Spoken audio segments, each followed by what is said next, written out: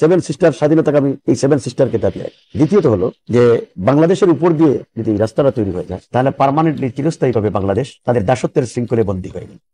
1999 সালে ভারতের প্রস্তাবিত টিপাইমুখ বাঁধ প্রকল্প সিলেটের পরিবেশ ও জীবনযাত্রার উপর মারাত্মক প্রভাব ফেলবে বলে আশঙ্কা করা হয়। এ নিয়ে সিলেটের জনগণ তীব্র প্রতিবাদ জানায় এবং বিভিন্ন আন্দোলন গড়ে তোলে। ইলিয়াস আলী এসব আন্দোলনের অন্যতম সংগঠক ছিলেন। সিলেট অঞ্চলের লং মার্চ সহ নানা কর্মসূচির নেতৃত্ব দেন তিনি। টিপাইমুখ বাঁধ, সীমান্ত আগ্রাসন এবং শেয়ার বাজার কেলেঙ্কারির মতো ইস্যুতে সরকারের বিরুদ্ধে তিনি আপোষহীন অবস্থান নেন। 2011 সালের ডিসেম্বরে ইলিয়াস আলী এক সাক্ষাৎকারে দাবি করেন, টিপাইমুখ বাঁধ বিরোধী আন্দোলনের কারণে তার বিরুদ্ধে ষড়যন্ত্র চলছে।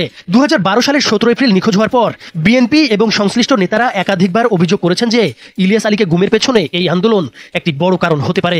বিএনপি মহাসচিব মির্জা ফখরুল ইসলাম আলমগীর এবং রুহুল কবির রিজভিও বলেছেন, ইলিয়াস আলীর জনপ্রিয়তা ও সাহসী নেতৃত্বে ভীত হয়ে সরকার তাকে গুম করেছে।